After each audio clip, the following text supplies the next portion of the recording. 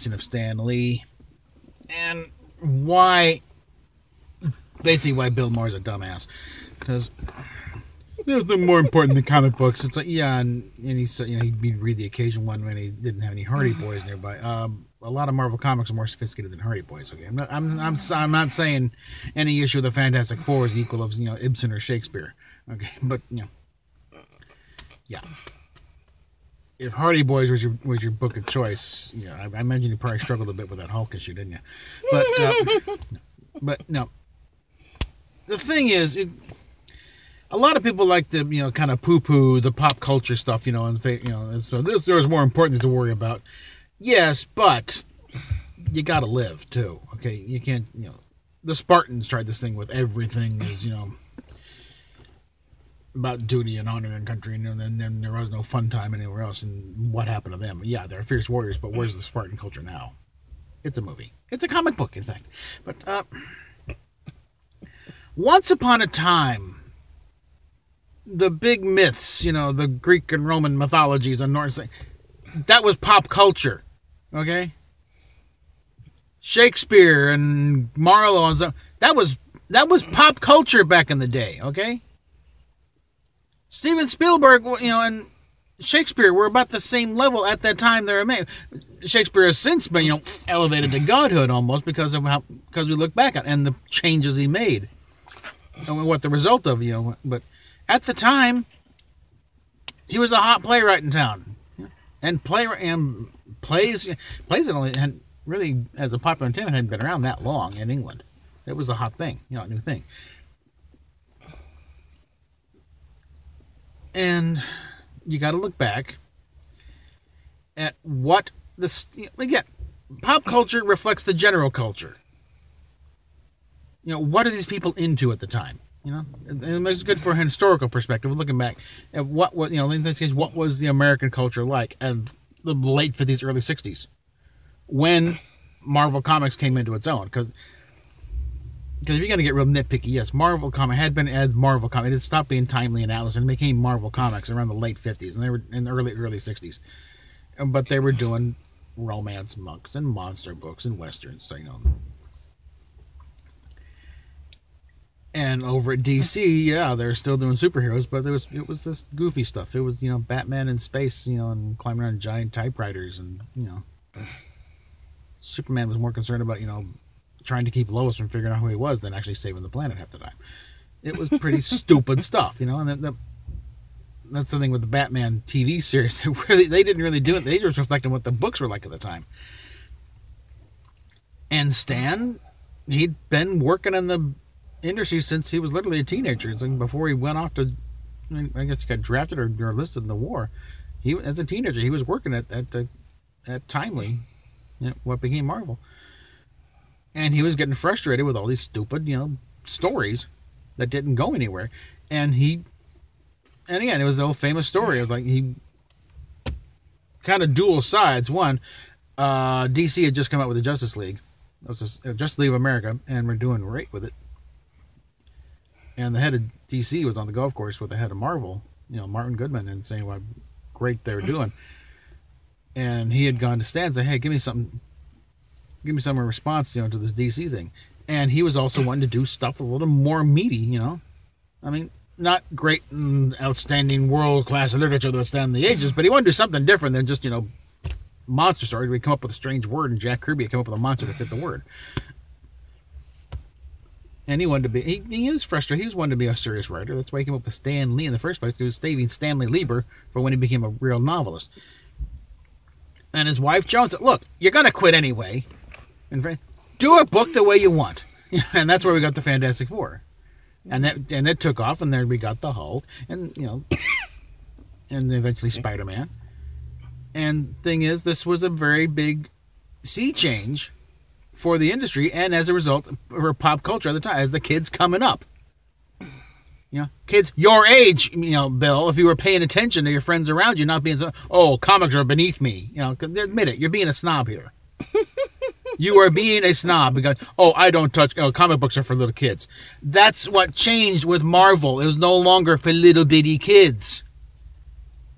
You could be a little older and still appreciate these things now because they're putting a little more meat on the bone there. And also, another thing that Ken Hall does, but a lot of GIs coming back from war were reading comics, because comics were part of the care packages sent over. And so you have a lot of guys coming back who had an affinity for comic books. And it started off just like, hey, it's something to read, in the middle of the jungle, in between time when the Japs aren't trying to kill you. So, apologies, I'm trying to be the vernacular of the time, and it's not. But exactly. Shut up. And actually, I think a lot of cases, some of the artists came back, and that's when they got in the industry because of what they experienced. And they came back with this love of comic books. And after the war, it's like some of them got jobs in the job, but that's a side issue. The thing is, as the '60s are coming along, and the changes are coming along, and the changes into society with the youth culture and all that, Marvel was a part of that. Because now it wasn't just, big bad superhero beats a bad guy and saves the planet. No, it's now superhero still has to pay his bills and has to and his problems, having his own personal problems, are still crap, and they're still not solved at the end of the day, and he's got issues. It was the readers, some of them were teenagers in college, they could kind of relate to this, and it led into the culture. And just within the industry itself, Stan changed a lot, because before then you didn't have like credit boxes in the front of who drew what. People didn't. At that point, who knew what an inker or a letterer even was? It would just be like Superman. At the most, even then they weren't doing it created by Jerry Schuster. That came up in the '70s with Neil Adams sticking up for him. But I think the only one at that point really was like Batman, because Bob Kane was a little more savvier, and he had to make sure that any issue had to look created by Bob Kane. That was pretty much it. You didn't get in there. You had to really dig to find any credits, if any. Maybe it was the masthead somewhere. But with Marvel, you had written by Stan the Man Lee, drawn pictures by Jack King Kirby. Colored by Louise Simonson, and he made it. He brought the readers into the process. They made them a little more, because that's why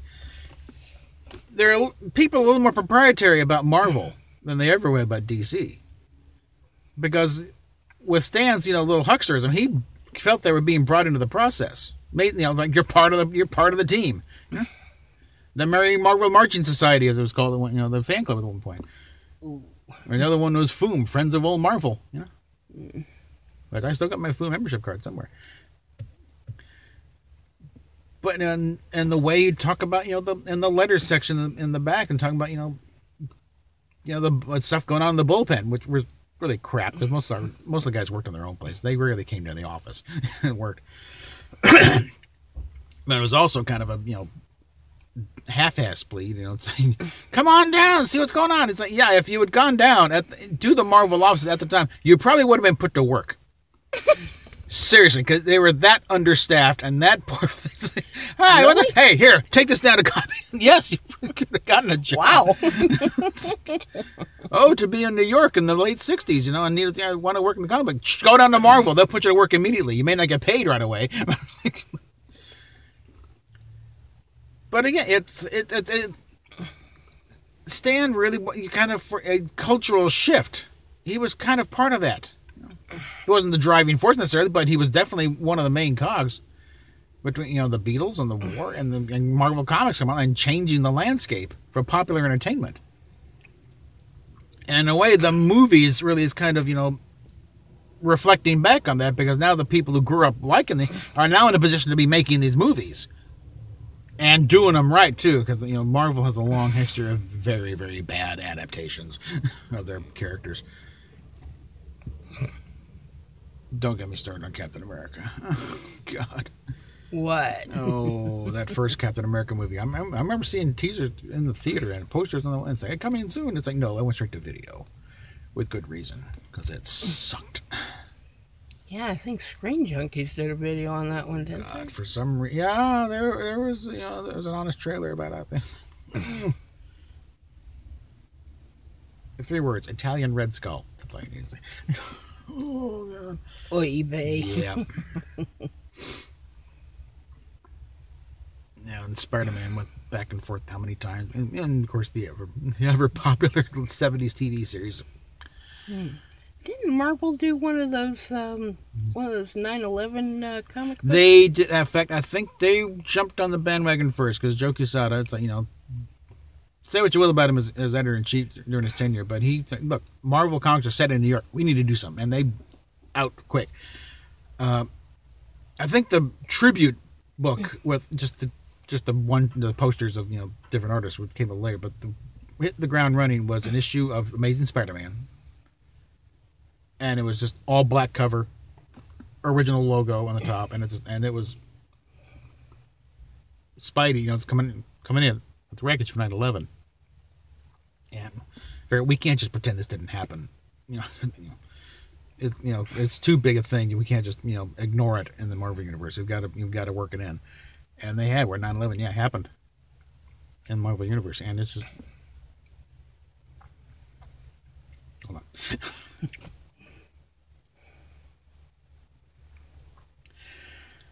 Because basically, heroes and villains alike react because it's Spidey holding back a kid because his mom was in there somewhere. Captain America's down there and just fist clenched in rage. Not again. Not in my country. And even some of the villains, that even we wouldn't do this. Yeah, Kingpin and Doctor Doom, something. This crosses the line.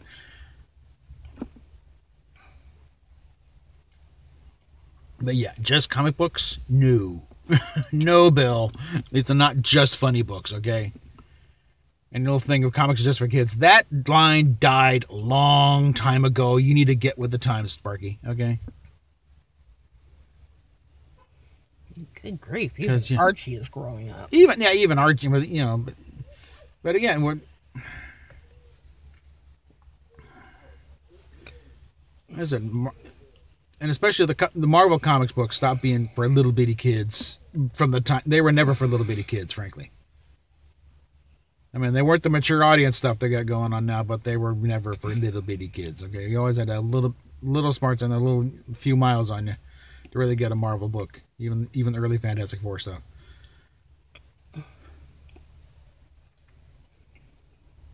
So yeah, Bill. Get your ass to if you're in LA, I think Golden Apple Comics was probably a good spot, to go to. I have to find out where the hell you tape, but yeah, there's usually probably a pretty good comic book shop somewhere. Doesn't Kevin Smith have a West Coast store? I'm not sure if Jay and Silent Bob's Secret Stash is still in LA, but he might be. But yeah, and in fact, call Kevin Smith. I'm sure he would be glad to give you a tour. Recommend some books for for someone who really has been out of it for a very long time, you gray-haired old shit.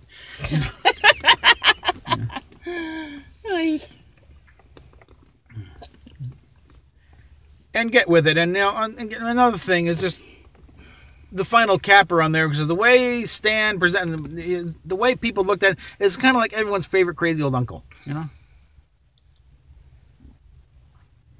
Yeah. That's he wasn't just some guy in public. He was like, it's Stan. And he greeted people the same. Hey, people, how you doing? He never turned away. He was always great with the fans. And so, getting a little snarky, even if you weren't directly at them for this, and saying there's more things to worry about than some guy wrote funny books. That's demeaning. Okay, you're not just because the thing when you do something like that, you're not just saying this situation's stupid. You're calling the people who care about this stupid by inference. And granted, your whole point is to be sort of an iconoclast. You don't care, okay? You say what you want and let the chips fall where they may. Right now, the chips are falling on your pointy little head, okay? So yeah, you might want a little bit of a sorry, folks. Because people really loved Stan, okay? Everyone who's written it, it's like. I mean, it's bad enough when these, supposed nurses came out and said, he grabbed my ass. He's saying nothing. He's walking around naked. One who's 90 years old, okay? So maybe it happened, maybe it didn't, but I doubt it, frankly. It doesn't really fit his personality at all, but, I lived for his cameos in the Marvel Yeah, and movies. he loved doing those cameos, you know. But it's just so yeah, you know, the man was a cultural figure, okay, and is a beloved cultural figure. And he just died a couple of days. A little respect for for the recently deceased, okay? Give people a little time to mourn. And as for the rest of you guys who suddenly pigpiled on Bill Maher, where were you when the idiots coming out of the woodwork saying, he's a sexist, homophobic, oh, really? And then, how long did it take for someone to finally drag up that old Stan soapbox where he's saying that race, prejudice needs to be fought everywhere? From 1968. Yeah. Granted, it didn't take very long, but, it took a little while there. And I didn't, where were all you guys defending him then? So Bill Maher is not the only demon here to me to deal with here. You lazy asses, taking a sweet ass time to stand up and say something. But I will have this up later today. Alright, in the meantime, PayPal, Patreon down below. Catch you later. Hopefully I'm getting, we're over 800 now. Comfortably over 800 now. So. 810. 810 we need more. last check, so yeah, we're getting closer there. So catch you later. Spider-Man, Spider-Man, friendly neighborhood Spider-Man. Well, the plan is ignored, action is reward to him. Like it's a great big bang up, whenever there's a hang up, you'll find a Spider-Man.